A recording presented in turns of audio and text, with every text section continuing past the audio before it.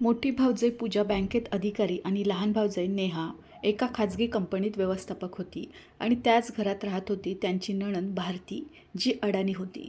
भारती सकाळी 4 वाजता उठून संपूर्ण घराचे काम करायची. सर्वांसाठी चहा बनवणे, स्वयंपाक करणे, कपडे धुणे, अंगण साफ करणे, गाईला चारा टाकणे हे सर्व तिच्या रोजच्या आयुष्याचा भाग होते. तरीही तिला घराची मुलगी नाही तर नोकराणी समजले जात होते. दोन्ही भावजई अनेकदा तिला टोमणे मारायच्या.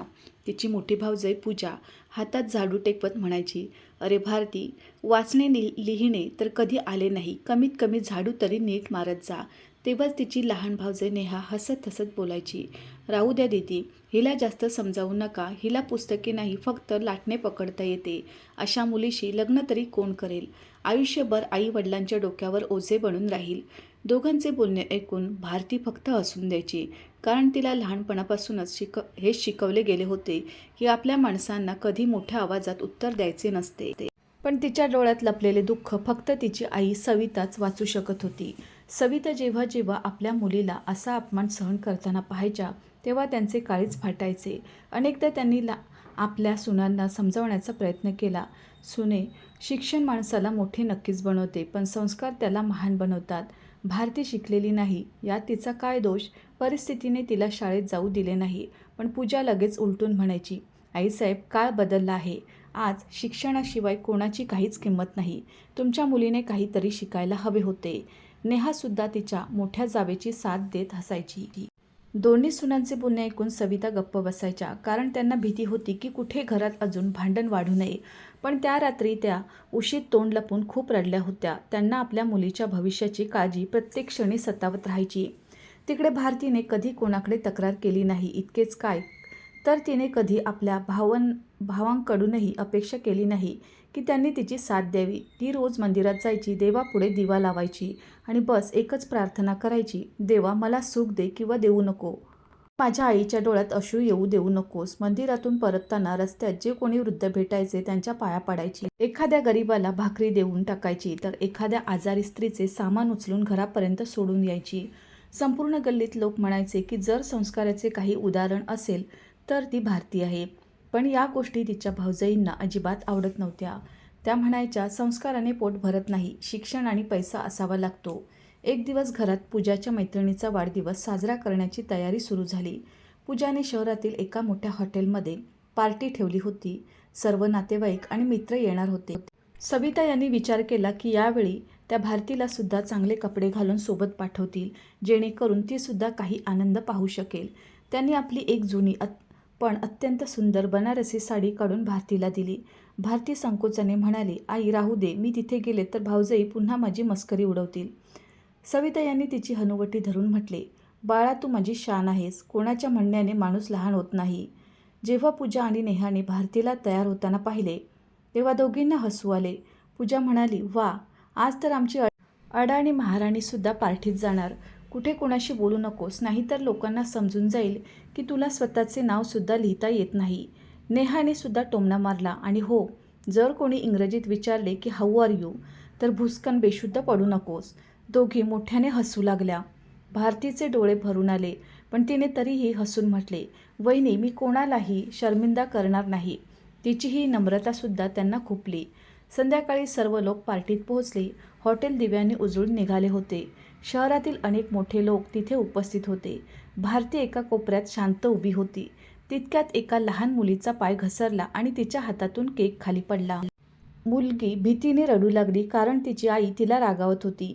संपूर्ण हॉलमध्ये कोणीही पुढे आले नाही, पण भारती लगेच धावत जाऊन मुलीला उचलू लागली.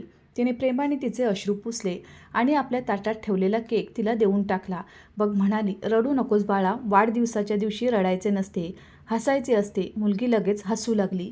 हे दृश्य हॉलच्या दुसऱ्या टोकाला उभा असलेला एक तरुण अत्यंत गंभीरतेने पाहत होता. त्या तरुणाचे नाव हर्ष होते. तो काही दिवसापूर्वीच अमेरिकेतून आपले शिक्षण पूर्ण करून बाहेरून परतला होता. करोडो रुपयांच्या साम्राज्याचा एकुलता एक वारस असूनही त्याच्या चेहऱ्यावर जरासुद्धा अहंकार नव्हता. त्याने आपल्या आयुष्यात खूप शिकलेले आणि आधुनिक लोक पाहिले होते, पण एका अनोळखी मुलीसाठी इतकी सहज ममता आणि आपुलकी पहिल्यांदाच पाहिली होती. त्याची नजर नकळत भारतीवर खिळली. तो विचार करू लागला, ज्या मुलीच्या चेहऱ्यावर इतकी शांती, इतकी नम्रता आणि इतके सुंदर संस्कार आहेत, ते साधारण असू शकत नाही. त्याचवेळी पूजा आणि नेहाचा आवाज पुन्हा ऐकू आला. त्या आपल्या मैत्रिणींशी हसत-हसत म्हणत होत्या, "ती जी मुलगी उभी आहे ना, ती आमची नणंद आहे. बिचारी अगदी अडाणी आहे. म्हणूनच घरातील सर्व कामे तिच्याकडूनच करून घेतो." त्यांचे बोलणे ऐकून अनेक लोक हसले, पण हर्षच्या चेहऱ्यावर हास्याऐवजी गंभीरता आली. त्याने पहिल्यांदाच अनुभवले की ज्या मुलीचे हृदय एवढे मोठे आहे, तिचाच सर्वात जास्त अपमान केला जात आहे. त्या रात्री जेव्हा पार्टी संपली, तोपर्यंत हर्षच्या मनात एक असा निर्णय जन्म घेत होता. त्या रात्री पार्टीवरून परतल्यानंतरही हर्षच्या डोळ्यासमोर वारंवार फक्त भारतीचा निष्पाप चेहरा फिरत राहिला. त्याने आपल्या आयुष्यात परदेशातील झगमगाट पाहिला होता. मोठ्या मोठ्या विद्यापीठांमध्ये शिक्षण घेतले होते. करोडो रुपयांच्या व्यापाऱ्यांच्या मुलींना भेटला होता. पण त्याला कधी कोणाच्या चेहऱ्यावर ती साधेपणा, ती आपुलकी आणि तो स्वार्थरहित भाव दिसला नव्हता, जो भारतीच्या आत होता. त्याला सर्वात जास्त त्रास या गोष्टीचा झाला की ज्या मुलीचे संस्कार इतके उच्च होते, तिला तिचीच आपली माणसे फक्त यासाठी अपमानित करत होती कारण ती शिकू शकली नव्हती. रात्रीच्या जेवणाच्या टेबलावरही तो शांत बसून राहिला. त्याचे वडील रघुवीर म्हात्रे, जे देशातील प्रसिद्ध उद्योगपती होते, आपल्या मुलाची शांतता चांगल्या प्रकारे समजत होते. त्यांनी हसत विचारले, "काय झाले बाळा, आज पार्टीत अशी कोणती गोष्ट झाली ज्याने तुला विचार करायला भाग पाडले?" हर्षने काही क्षण गप्प राहिल्यानंतर हळूहळू संपूर्ण घटना आपल्या वडिलांना सांगितली. त्याने भारतीबद्दल एक एक गोष्ट सांगितली. कशी ती संपूर्ण वेळ सर्वांची सेवा करत राहिली, कशी तिने एका रडणाऱ्या मुलीला आपल्या वाट्याचा केक देऊन हसवले, कसे तिचे आपलेच लोक नोकराणीसारखे सर्वांसमोर अपमानित करत होते. शेवटी त्याने आपल्या वडिलांच्या डोळ्यात पाहत म्हटले, "बाबा, मी आजपर्यंत खूप सुंदर चेहरे पाहिले आहेत, पण इतके सुंदर हृदय पहिल्यांदाच पाहिले आहे. जर मी लग्न करेन तर फक्त त्याच मुलीशी करेन." रघुवीर म्हात्रे आपल्या मुलाचे बोलणे ऐकत राहिले. त्यांना माहीत होते की हर्ष कधीही कोणत्याही निर्णयात घाई करत नाही. त्यांनी आपल्या मुलाच्या डोक्यावर हात ठेवत म्हटले, "बाळा, माणसाची ओळख त्याच्या कपड्यांनी, पैशांनी किंवा पदवीने होत नाही, तर त्याच्या संस्काराने होते. जर तुला खरोखरच वाटत असेल की ती मुलगी इतकी चांगली आहे, तर आधी तिच्या कुटुंबाबद्दल आणि तिच्याबद्दल संपूर्ण माहिती मिळवून घेऊया. नाते आयुष्यभराचे असते." पुढच्याच दिवशी त्यांनी आपल्या सर्वात जुन्या आणि विश्वासू मित्राला म्हणजेच महेश आठवले यांना बोलावले. महेश कित्येक वर्षापासून त्या कुटुंबाला ओळखत होते. रघुवीर यांनी त्यांना म्हटले, "महेश, मला त्या मुलीबद्दल सर्व काही जाणून घ्यायचे आहे, पण लक्षात ठेव, कोणालाही असा भास होऊ नये की आपण माहिती काढत आहोत." महेश यांनी 2 दिवस शांतपणे शेजारी, नातेवाईक आणि ओळखीतल्या लोकांशी बोलणी केली.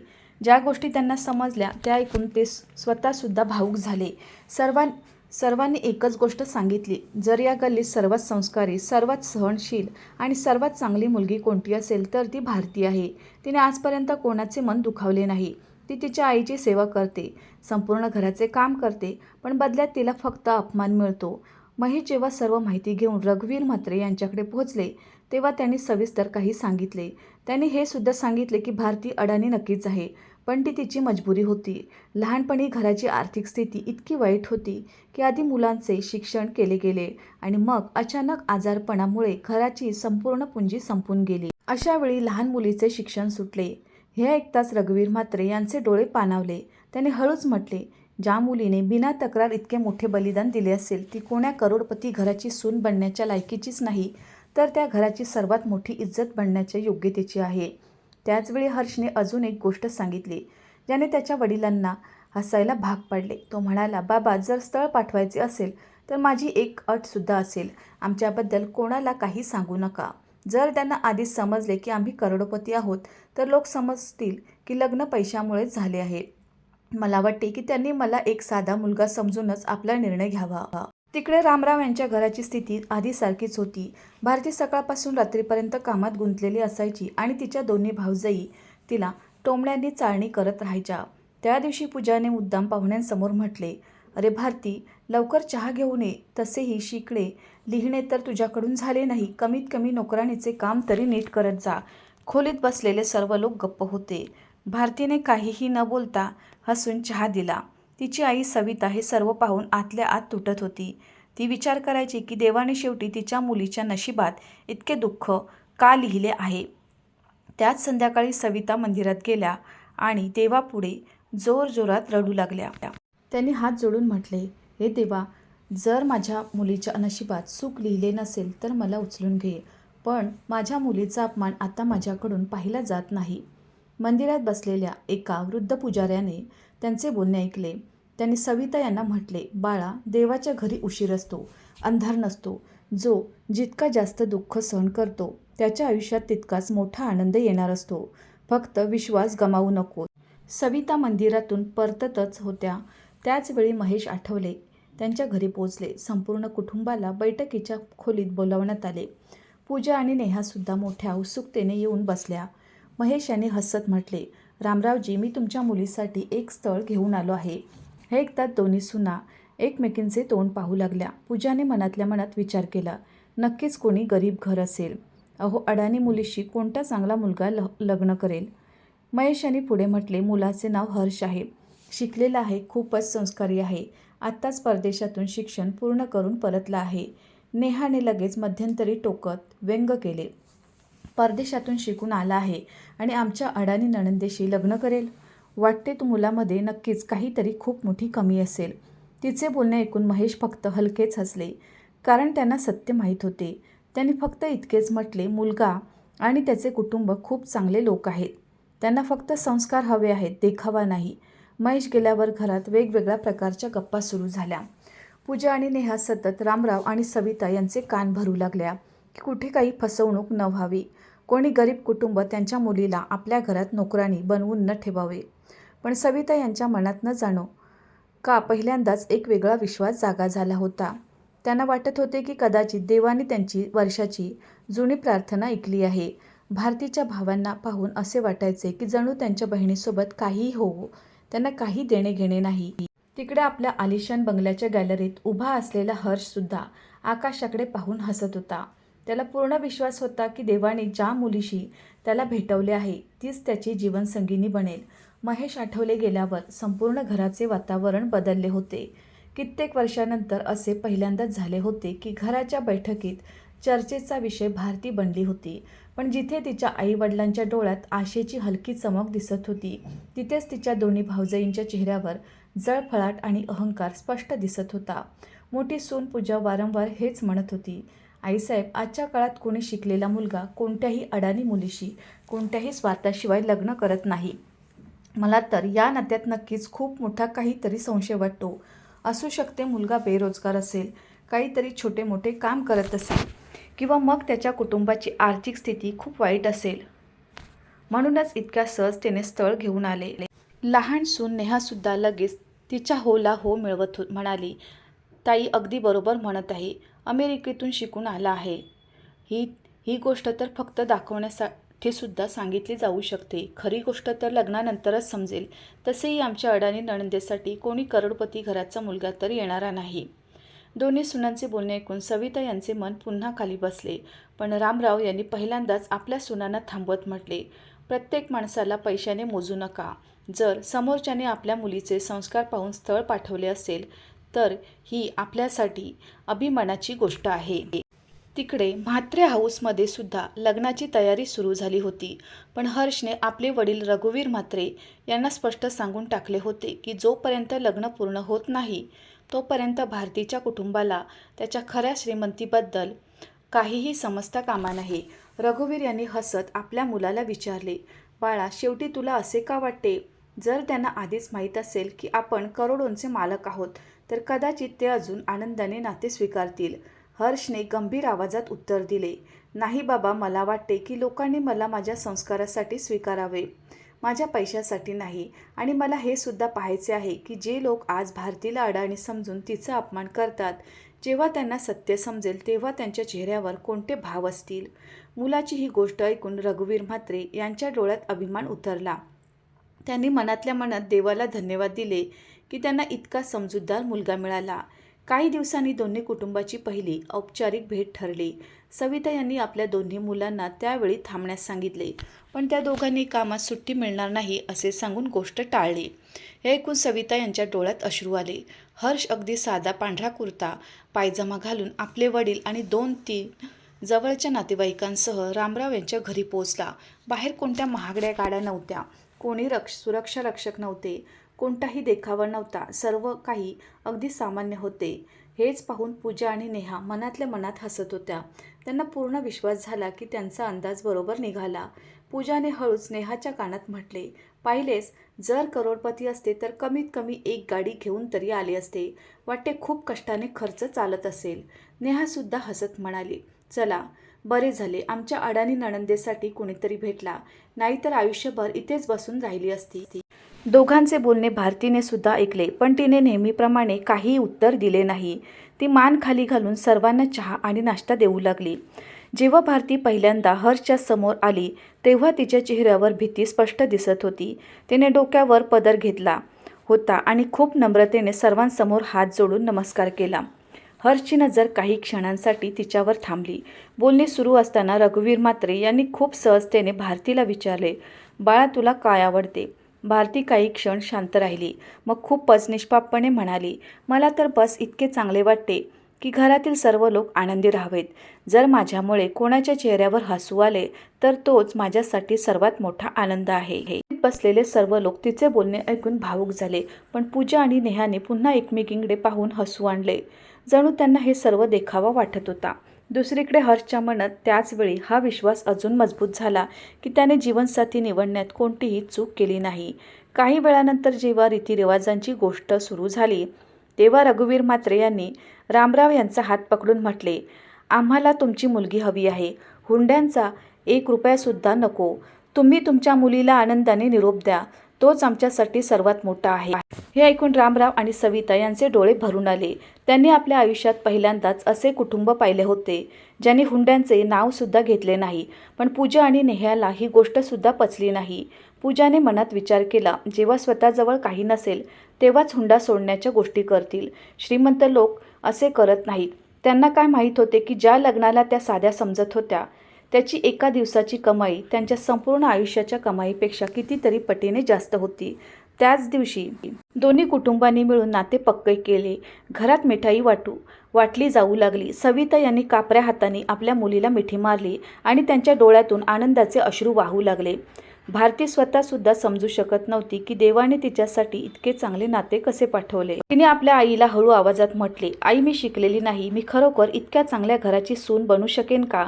सविता यांनी तिच्या कपाळाचे मुके घेत म्हटले, बाळा, पदवीने घर वाचत नाही, संस्काराने वाचते. तू जिथे जाशील त्या घराला स्वर्ग बनवून टाकशील. नाते ठरल्यानंतर पूजा आणि नेहाने दाखवण्यासाठी तर भारतीचे अभिनंदन केले, पण आतल्या आत दोघी खुश होत्या की त्यांच्या अडाणी नणंदेचे लग्न एका साध्या कुटुंबात होत आहे. त्यांना पूर्ण विश्वास होता की लग्नानंतरही त्या आपल्या मैत्रिणीसमोर हेच म्हणतील की आमच्या नणंदेला कसंबसं एक गरीब मुलगा भेटला. लग्नाचा दिवस अखेर आलाच. सकाळपासूनच रामराव यांच्या घरात गडबड सुरू झाली होती. नातेवाईकांचे येणे जाणे सुरू होते. स्त्रिया मंगळगीत गात होत्या आणि स्वयंपाकघरात निरनिराळे पदार्थ बनत होते. पण या आनंदाच्या वातावरणातही पूजा आणि नेहाची सवय बदलली नव्हती. त्या प्रत्येक येणाऱ्या पाहुण्यांसमोर हेच म्हणत होत्या, मुलगा तर ठीक आहे, पण वाटते खूप साध्या कुटुंबातील आहे. आजकाल चांगल्या घरातील लोक लग्नात किती ऐटी देतात. दोघे आपल्या मनातील कल्पनेतच हे मानून बसल्या होत्या की त्यांच्या अडाणी नणंदेचे लग्न एका सामान्य घरात होत आहे. दुसरीकडे भारती नवरीच्या पोशाखात बसली होती. तिच्या चेहऱ्यावर कोणताही बनावट आनंद नव्हता, तर एक वेगळीच भीती होती. ती वारंवार देवाकडे हीच प्रार्थना करत होती की ज्या घरात ती जाईल तिथे तिला फक्त इतके प्रेम मिळावे की तिच्या आईच्या डोळ्यात पुन्हा कधीही अश्रू येऊ नयेत. सविता आपल्या मुलीला नवरीच्या रूपात पाहून वारंवार भावूक होत होत्या. त्यांना आठवत होते की हीच मुलगी लहानपणापासून घरातील कामात गुंतलेली राहिली, जिने कधी आपल्या नशिबाला दोष दिला नाही, जिने प्रत्येक अपमान हसून सहन केला. आज तीच मुलगी आपल्या आयुष्याची नवीन सुरुवात करायला जात होती. वरात येण्याची वेळ झाली. लोक वरातीची वाट पाहू लागले. पूजा आणि नेहा वारंवार रस्त्याकडे पाहून हसत होत्या. पूजा म्हणाली, बघ नेहा, एखादी जुनी बस किंवा 2-4 गाड्याच वरातीत येतील. शेवटी एवढे मोठे दावे करणारे लोक निघाले तर साधेच. पण तितक्यात दुरून पोलिसांच्या पायलट गाडीचा सायरन ऐकू आला. तिच्या मागे 1 नाही 2 नाही तर चमचमणाऱ्या परदेशी लक्झरी गाड्यांचा मोठा ताफा दिसू लागला. प्रत्येक गाडी लाखोंची नाही तर करोडो रुपयांची होती. रस्त्यावर उभे असलेले लोक आश्चर्याने एकमेकांचे तोंड पाहू लागले. आसपासच्या गल्लीतील लोक आपापल्या घरातून बाहेर आले. काही क्षणात प्रसारमाध्यमांचे कॅमेरे, शहरातील मोठे उद्योगपती, अनेक नामवंत व्यक्ती आणि सुरक्षा रक्षकांची टीमसुद्धा तिथे पोचली. संपूर्ण परिसरात चर्चा पसरली की कोणा खूप मोठ्या उद्योगपतीची वरात आली आहे. हे दृश्य पाहून रामराव, सविता आणि त्यांचे सर्व नातेवाईक थक्क झाले. पण सर्वात मोठा धक्का पूजा आणि नेहाला बसला. दोघींचे डोळे उघडेच्या उघडे राहून गेले. त्यांच्या तोंडातून एक शब्दही निघत नव्हता. हळूहळू सर्वात पुढे असलेल्या चमचमणाऱ्या रोल्स रॉयलचा दरवाजा उघडला. त्यातून हर्ष उतरला. आज तो शाही शेरवानीत कोण्या राजकुमारापेक्षा कमी दिसत नव्हता. त्याच्यामागे त्याचे वडील रघुवीर मात्रे उतरले, ज्यांच्या स्वागतासाठी शहरातील अनेक मोठे व्यापारी सुद्धा पुढे झाले. रामराव आणि त्यांच्या दोन्ही मुलांनी मिळून वरात त्यांचे स्वागत केले. तितक्यात तिथे उपस्थित असलेले काही लोक आपापसात बोलू लागले, अरे हे तर मात्रे ग्रुपचे मालक आहेत.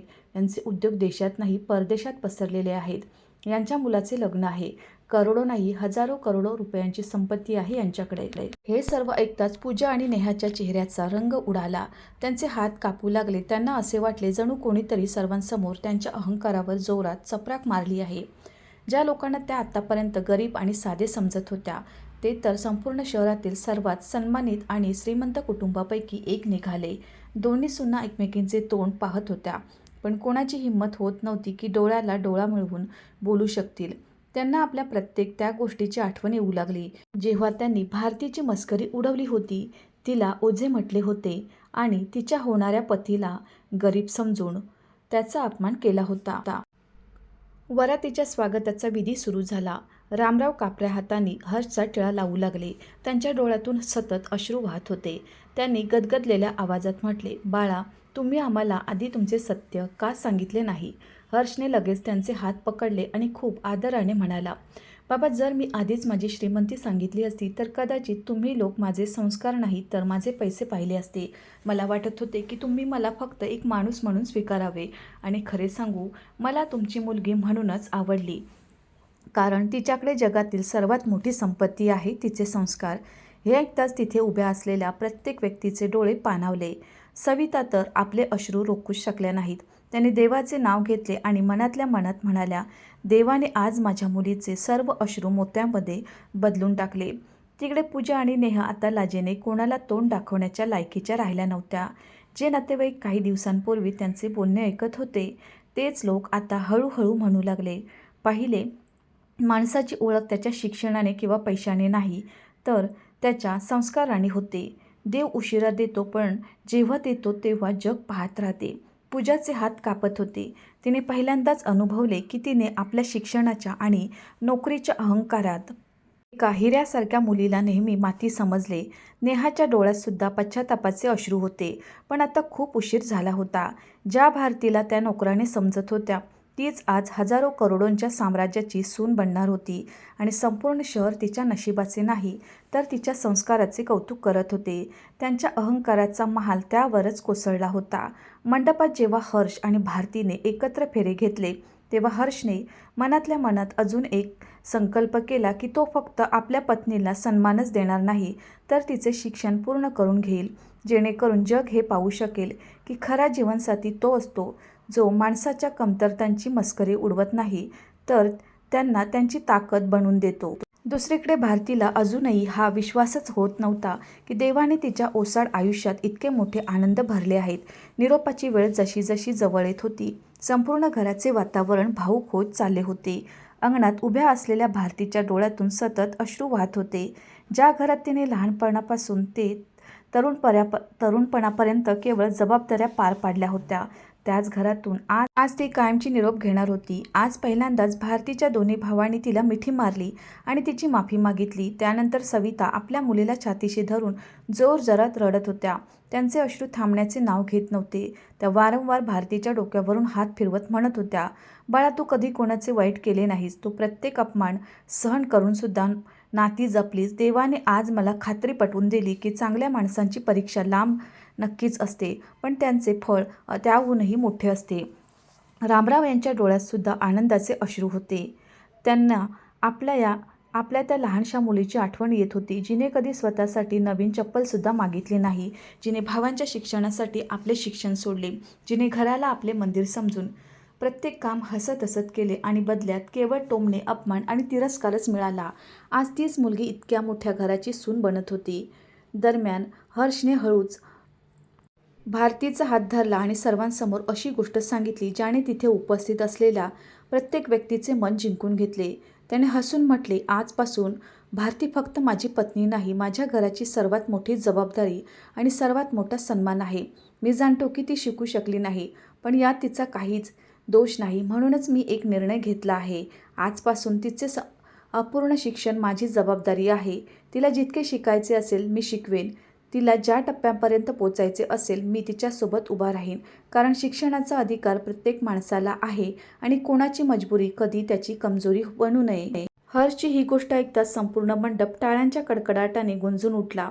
सविता यांच्या डोळ्यातून आनंदाचे अश्रू वाहू लागले. ती पहिल्यांदाच आपल्या आयुष्यात कोणासमोर रडत रडत हसली. पूजा आणि नेहा हळूहळू भारतीजवळ आल्या. दोघांचे डोळे खाली झुकलेले होते. ज्या ओठावर कधी अहंकाराचे हास्य असायचे, आज त्याच ओठांवर लाज आणि पश्चाताप होता. मोठी सून पूजा रडत म्हणाली, भारती, आम्हाला माफ कर. आम्ही नेहमी तुला अडाणी म्हणून लहान समजलो. आम्हाला वाटत होते की नोकरी आणि पदवीच माणसाची ओळख असते. आम्ही तुझ्याकडून नोकराणीसारखे काम करून घेतले.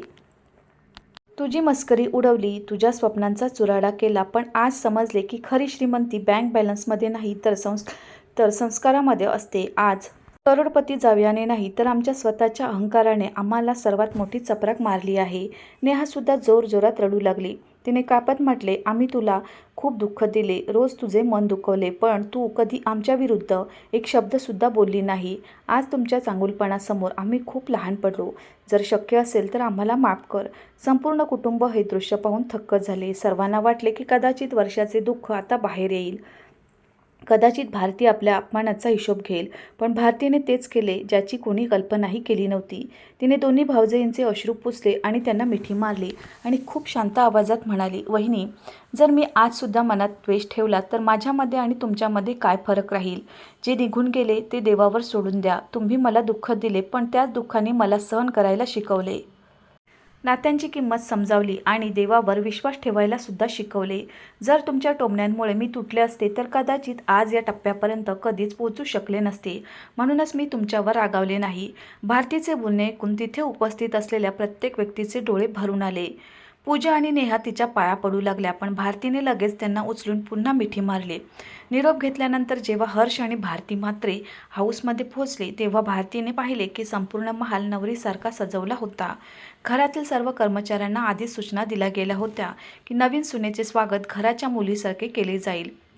रघुवीर म्हात्रे यांनी आरतीची ताटली घेऊन स्वतः आपल्या सुनेचे स्वागत केले आणि हसून म्हटले, बाळा, आजपासून हे घर तुझे आहे. इथे तुला कधीही हे जाणवू दिले जाणार नाही की तू या घरात नवीन आहेस. आणि लक्षात ठेव, या घरात तुझी ओळख करोडपती घराची सून म्हणून नाही, तर त्या मुलीच्या रूपात असेल ज्याने आपल्या संस्कारांनी आमच्या संपूर्ण कुटुंबाचे मन जिंकले आहे. भारतीने भावुक होऊन आपल्या सासऱ्यांच्या पाया पडली.